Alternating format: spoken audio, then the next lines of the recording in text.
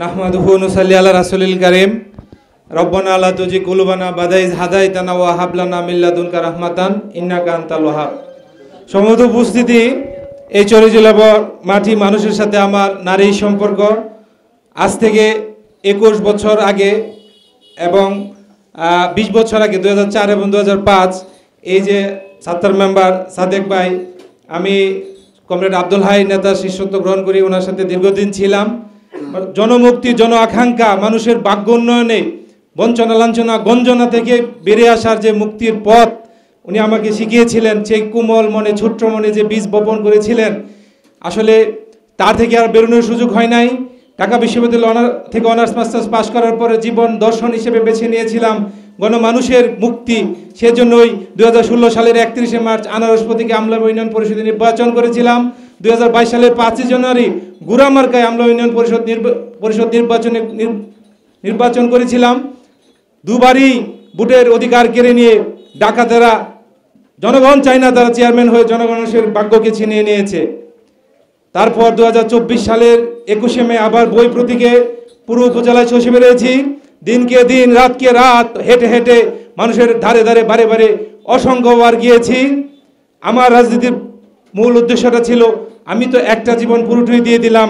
বন্ধুরা যখন ঢাকায় মসজিদে বড় বড় বাড়ি গাড়ি বিল্ডিং নিয়ে দুনিয়ার অর্থ সম্পত্তি নিয়ে তারা নিজেকে সুখ খুঁজে, সেখানে আমি গণমানুষের ভালোবাসা, তারা আমাকে সাপোর্ট দেয়, মানুষের কাছে যাই, এটা আমার জীবন দর্শন হিসেবে নিয়েছি। আপনারা জানেন এই চরজলব গ্রাম থেকে, চরজলব কেন্দ্র থেকে কি পরিমাণ ভোট আমি পেয়েছি। যারা নির্বাচনে ফরিয়াদ ছিল, নাম বললে সবাই চিনবেন, আমারও ব্যক্তিগত পরিচিত, সে বলছিল ভাই বই মার্কার বুট দেখে মাথায় হাত দিয়ে বসে গেলাম যে আমরা যে লক্ষ লক্ষ টাকা আনছি আমরা কি অবস্থা হবে আমরা যদি ফেল করি। তারাও জনপ্রতিনিধি, এ কথাটা স্বীকার করছে আমার সামনে আসা। আর আমি কি দিয়েছিলাম আপনাদেরকে?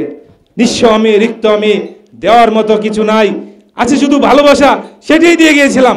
আপনাদেরকে বলেছিলাম যে আসলে আমি অরিজিনালি হঠাৎ করে উড়ে এসে জুড়ে বসে নাই, আমি বানের জল নয়, সমতল নদীর ধারা। আমার দীর্ঘ সংগ্রাম লড়াই এটা প্রমাণিত যে আসলে মানুষের কল্যাণ ছাড়া ব্যক্তিগত জীবনে আমার আর কোনো উন্নয়নের চিন্তা আমার নাই। আজকে যে কমরেডরা কথা বলেছেন, এই মাটি উর্বর, চরজলবের মাটি উর্বর। 1965 সালে বেলাবর মানুষের মুক্তির জন্য খাজনার নামে ভয়াবহ নির্যাতন, নিষ্পেষণ, অপমান, অপদস্থ করার উপজেলাবাসীকে বাঁচানোর জন্য যে লোকটা নেতৃত্ব দিয়েছিলেন কমরেড আব্দুল হাই, সফলও হয়েছিলেন। পরবর্তীতে আর সেটা ধরে রাখা যায় নাই। গণমানুষের গণনেতৃত্ব প্রতিষ্ঠা না পাওয়ার কারণে যায় নাই। লুটেরা, পুঁজিপতি, মাদক ব্যবসায়ী জুয়ার আড্ডাখানা বসে মনুরদি দেখা করে আসে। তারা যখন আসে তাদেরকে আসমান সমান তেল দেয়, লোকবল 200 টাকা দিয়ে দেখায়। তারা আমাদেরকে মানুষ মনে করে না। একজন সাবেক মন্ত্রী যে অশ্লীল, অশ্রাব্য, বাজে ভাষা সবার ব্যবহার করতো বেলাবর উপজেলাবাসী সম্পর্কে, আপনারা সেটা অকিবাল নন। আপনারা জানেন না কি বাজে ভাষা ব্যবহার করতো? আর একজন রয়েছে বলে বেলাবরের মানুষের জন্য 500 টাকা পকেটে রাখি। সেম 2-1 হয়তো নৈতিক চরিত্রহীন হইতে পারে, কিন্তু বেলাবরের মানুষ, গণমানুষ, তারা নিজের খায়, নিজের পরে তারা ডাল দিয়ে ভাত খায়, লাল দিয়ে হাইটা যায়, কারোর হিসাব করার সময় নাই। কিন্তু আমাদের মানুষের সামনে তো আমরা কাউকে উপস্থাপন করতে পারি নাই। আজকে বারবার 1-2টা পরিবারের কাছে আমরা জিম্মি হয়ে আছি। আজকে এমপির আলোচনা আসলে তারাই, নরসিংদীতে বড় মঞ্চে কথা বললে তারাই, আমাদের কোনো সন্তানদেরকে আমরা দেখি না। আমাদেরকে অঙ্কুরে বিনিষ্ট করে দেওয়া হয়েছে, এমনটি মাথায় ঢুকানো হয়েছে বেলাবরে কোনো মানুষ এমপি হতে পারবে না। এটা কারা 350 এমপির মধ্যে যদি একজন এমপি হইতে না পারে, 15-20 জন উপদেষ্টার মধ্যে আমাদের লোক কিভাবে উপদেষ্টা হয়ে যায়? একটা বিসিআর সাইকেল কি বলে, দুষ্ট চক্র আছে না, যারা আমাদেরকে ভাগ্যকে বিলিয়ে দেয়, ভাগ্যকে বিক্রি করে দেয়। তবে সময় চলে পাল্টিয়ে গিয়েছে, জনগণ এখন মুখ খুলতে শুরু করেছে, তরুণ ছাত্র সমাজ জেগেছে। বারবার গুগু তুমি খেয়ে যাও ধান, এইবার দেখি বাঁচাও কি করে তব প্রাণ। আজকে বেলাবাসী জেগেছে। আজকে আমরা কারো কাছে মাথা বিক্রি করে দেওয়ার লোক নয়। আমি স্পষ্ট করে বলেছি, আমরা কারো খয়ের খা নই, ধামা ধরা নই, আমরা কারো আজ্ঞাধীন নই। আমরা নিজেদের যোগ্যতায় আমাদের উপজেলা থেকে আমরা প্রার্থী বের করব। শুধু 10 জন 20 জন প্রার্থী আলোচনায় থাকবে। আমার মানুষেরা, এই কৃষক শ্রমিক সাধারণ মানুষ যারা মনোনীত দাবেদারি করে, গোলামি করে, যারা ওদের বসংবদ, তারা এক পাশে থাকবে, আর বেলবরের শক্তি এক পাশে থাকবে। সামনের দিনে এই পরিবর্তনটা আনতে হবে। এই পরিবর্তনটা আনবে কারা? আমরা যাদেরকে বড় বড় নেতা মনে করি তারা কথা বলবে না, তাদের প্রতি আমার আশা নাই। আমার বিশ্বাস এই কৃষক শ্রমিক, হাবাতে গরিব কৃষক, মুচি কামার কুমার, তারাই পরিবর্তনটা নিয়ে আসবে। আমাদের 1,75,000 ভোটার, 1,75,000 ভোটার, ওরা যদি 5 বার এমপি হয়, আমরা তো সিরিয়ালেও একবার পাওয়ার কথা, কোনোভাবেই পাচ্ছি না। আয়সা শুধু এই তুই তমিজউদ্দিনের পুত না, বুকটা লাগায়া আবেগ দিয়া মিথ্যা আন্তর্জাতিক বাটপার, মানুষকে মিথ্যা ইমোশনাল ব্ল্যাকমেল করে। 5 বছর পরে দেখে একজনকে বলে দে ওই তো রহিমুদ্দি আইতেছে, আরে রহিমুদ্দি দৌড়তে যে খেত নেমা জায়গা, ইয়াত নেমা জায়গা, বাড়ির জায়গা, এগুলো চলো না। এগুলো রাজনীতিক নামে ইমোশনালি আপনাদেরকে ব্ল্যাকমেল করা। আপনি দেখেন আজকে যারা জুয়ারি, তারা ওই মনোনীত দেখা করে এসে আমাদের এলাকায় জুয়া চালায়। তাদের খুঁটার জুটটি কোথায়?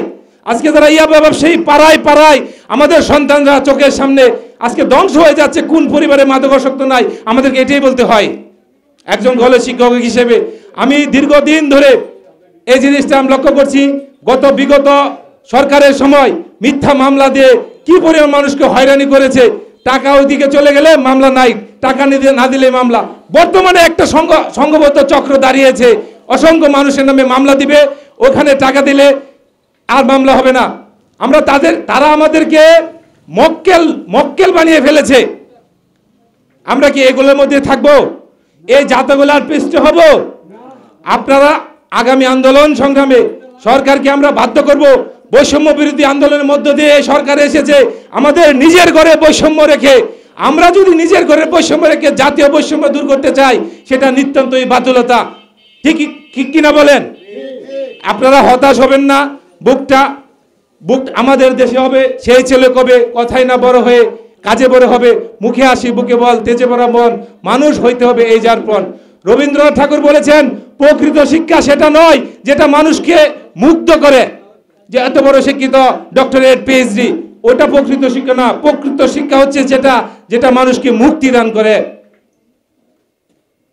হোক সে মহাগিনী মহাধনবান, অসীম ক্ষমতা তার অগাধ সমান, হোক বিভব তার সমসিন্ধু জল, হোক প্রতিভা তার অক্ষুণ্ণ উজ্জ্বল, হোক বাস তার রম্য হর্ম মাঝে, থাকুক সে মণিময় মহামূল্য সাজে। তবু যে কবি স্বাধীনী জন্মভূমির হিত, স্বজাতির সেবা করেনি কিঞ্চিত, জানাও সে নরদমে জানাও সত্তর, অতীব ঘৃণিত সে পাষণ্ড বর্বর। যে যত বড় কিছু হোক, সে যদি তার মাতৃভূমির জন্য, তার মায়ের জন্য, তার এলাকার জন্য কাজ না করে, সে কবিতাকে বলেছেন পাষণ্ড, কবিতাকে বলেছেন বর্বর। আমরা সামনের দিনগুলোতে আন্দোলন সংগ্রাম জোরদার করব, উপজেলায় হরতাল রাখবো, আমরা ঢাকা সিলেট মহাসড়ক অবরোধ করব, নির্বাচন কমিশনে আবেদন করব। আমরা সাধারণ মানুষের কাছে কেন যাচ্ছি? প্রত্যেকটা 112টা গ্রামে আমাকে দেখলেই, এটা আমার জীবনের সবচেয়ে বড় সফলতা, আমাকে দেখলেই কেউ আটকাতে চায় না। তাসরুল্লাহ বলে ভাই আসছেন মিটিং করেন, সাধারণ মানুষ বলে যে এরা কিয়ামত হয়ে যাবে, ইসলামউদ্দিন কারো মাথা বিক্রি করবে না। কসম উপরওয়ালার, গত উপজেলা 22 চেয়ারম্যান পদে যদি নিজেকে বিক্রি করতাম, তথাকথিত ভালো বড় বড় মোটরসাইকেল নিয়ে ভাবসাব নিয়ে চলতে পারতাম। কিসের দুনিয়া? এ দুনিয়া শেষ দুনিয়া নয়। 38 বছর বয়স হয়ে গেছে, শরীরে নানা রকম জং ধরতেছে। এ দুনিয়া, আমার অনেক জুনিয়ররা দুনিয়া থেকে চলে যাচ্ছে। এই জীবন শেষ জীবন নয়, এটি আমার শেষ ধারণা। যেদিন তুমি এসেছিলে ভবে, কেঁদেছিলে তুমি, হেসেছিল সবে, এমন জীবন করিতে হইবে গঠন, মরণে হাসিবে তুমি, কাঁদিবে ভুবন। এমন জীবন গঠন করতে হবে যে আপনি মরে গেলেও মানুষ আপনাকে নিয়ে ভাবে, আপনার জন্য দোয়া করে। আপনারা সার্টিফিকেট দিবেন, ইহজিন্দেগিতে কোনোদিন কোনো চারিত্রিক অধপতন, অর্থনৈতিক অধপতন, থানার দালালি, কোনো মানুষকে হয়রানি, মিথ্যা মামলা দেওয়া, এই জীবনে কোনোদিন কোনো অপকর্মের সাথে জড়িত ছিলাম কিনা, এই গণমানুষের সার্টিফিকেট, এটি আল্লাহ তাআলার কাছে তুলে ধরবো যে দেখেন আমি দুনিয়াতে আমি সর্বোচ্চ চেষ্টা করি, প্রতিটা সেকেন্ড এমনভাবে চলি যে এটি আমার শেষ দিন। তা আগামীতে আপনারা নিজেরা কথা বলবেন আমরা বেলাবরে আসন চাই। মনোনীত দালালরা বলবে হবে না, সম্ভব না, যোগ্য লোক নাই, অথচ আমাদের পয়সা দিয়ে তারা বারবার এমপি হয়েছে। আমাদের এই গ্রামের আসলাম সানির মতো লোক আছে যাদের পয়সায় কিন্তু মনোনীত তারা এমপি হয় বারবার। আমাদের লোকেরা লক্ষ লক্ষ টাকা দিয়ে তাদেরকে নিয়ে এসে আমাদের টাকায় বিনা খতে গুলাম হইলি গাইডের টাকা দিয়া, বিনা খতে গোলাম হইলি আমাদের লোকেরাই বলে চরজাবরের সমস্ত খরচ আমার, বেলাব থানার সমস্ত খরচা আমার। আমরা নিজেরাই আগে মানসিক দাসত্ব থেকে বেরোতে হবে যে আমরা আসলে যোগ্য, দক্ষ, আমাদের যোগ্যতা আছে। সবচেয়ে আগে নিজেদের স্বীকার করতে হবে যে মানসিক দাসত্ব যেটা, মেন্টাল স্লেভারি থেকে বেরিয়ে আসতে হবে। আমরা এক যুগে যখন বেলাব থানার 3-4 লক্ষ আওয়াজ দিব যে আমরা বেলাবতে এমপি চাই, কথার কথা কোনো কারণে আমরা শিউর আমরা আসন আদায় করে ছাড়বো ইনশাআল্লাহ। জনদাবি কি উপকৃত হতে পারে? জনদাবিকে পাশ কাটানোর সাহসকার আছে কেউ? জনদাবি অবশ্যই বাস্তবায়ন হবে। তবু কথার কথা বলে রাখি, কোনো কারণে ধরেন এই নির্বাচনে হলো না, ওদের কমপক্ষে 5-6 জন প্রার্থী থাকবে, ওদের কমপক্ষে 5-6 জন প্রার্থী থাকবে। আমরা যদি সিঙ্গেল প্রার্থী দেই আমাদের বুঝে আমরা এমপি হতে পারবো ইনশাআল্লাহ, ঠিক কিনা বলেন? বাটেরঝড় গ্রামে 3,500 ভোট, মরিচাকান্দিতে 1200, মরিচাকান্দি মেম্বার হয়ে গেছে কিভাবে? বাটেরঝড় শক্ত 2 জন প্রতিদ্বন্দ্বী ছিল।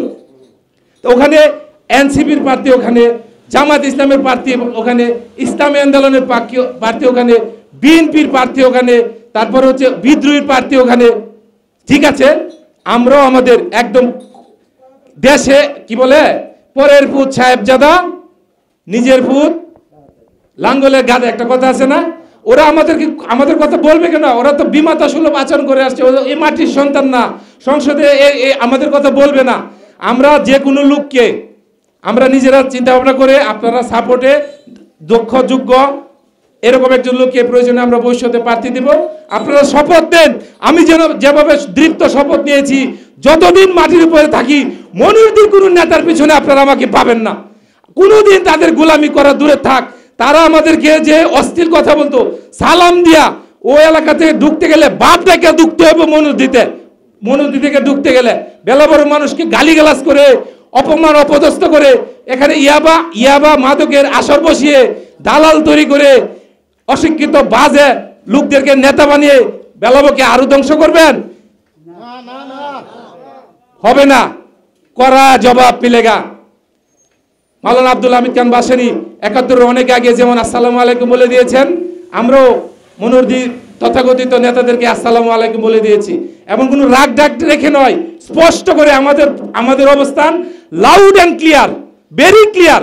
আর হবে না বন্ধু, আমাদেরকে শোষণের যে জাতাকলে নিষ্পেষিত করেছ, লাঞ্ছনা গঞ্জনা অপমান ও পদস্থ করেছ, আমাদের হক খেয়ে ফেলেছ, আমাদেরকে শিল্পায়ন হতে দাও নাই, গ্যাসের লাইন হতে দাও না, ওয়াবদা বিদ্যুতের লাইন নিয়ে গিয়েছ, আমাদেরকে একটা অথর্ব উপজেলা করে রেখেছ। বাংলাদেশের মধ্যে, শেষ কথা বলে দিচ্ছি, বাংলাদেশের মধ্যে বেলা উপজেলা 9ম দরিদ্রতম উপজেলা। চিন্তা করেন, দরিদ্রতম 500 উপজেলার মধ্যে 9 নাম্বার দরিদ্রতম, মানে এখানে কিছুই নাই। আমাদের যারা একটু ভালো করছে নিজের চেষ্টায়, রাষ্ট্রীয় সুযোগ সুবিধা যদি না থাকে, রাষ্ট্র আমরা ট্যাক্স দেই, ব্যাট দেই, হাজার কোটি টাকা রাষ্ট্র দিবে, রাষ্ট্রীয় সুযোগ সুবিধা যদি না পাই তাহলে আমরা নিজেরা চেষ্টায় আর কতটুকু করতে পারবো?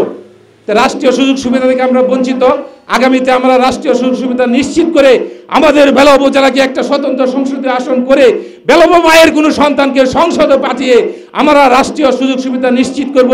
আগামীর আন্দোলন সংগ্রামে সবাই আপনারা থাকবেন, যার যতটুকু ক্ষমতা আছে কথা দেয়া, মুখ দেয়া, উপস্থিত হইয়া আত্মীয় স্বজনকে বলে সবাই এই আন্দোলন সংগ্রামের পাশে থাকবেন। বিশেষ করে কমরেড সাত্তার মেম্বার এবং সাদেক ভাইকে আমি বিনীত অনুরোধ করছি, আগামীর উপজেলা আন্দোলনে উপজেলাবাসীকে একটা ভয়াবহ শোষণ থেকে বাঁচানোর জন্য কমরেড আব্দুল হাইয়ের শিষ্য হিসেবে আপনারা নেতৃত্ব দিবেন, সেই আশাবাদ ব্যক্ত করে শেষ করছি। ওমা আলাইনা ইল্লাল বালা।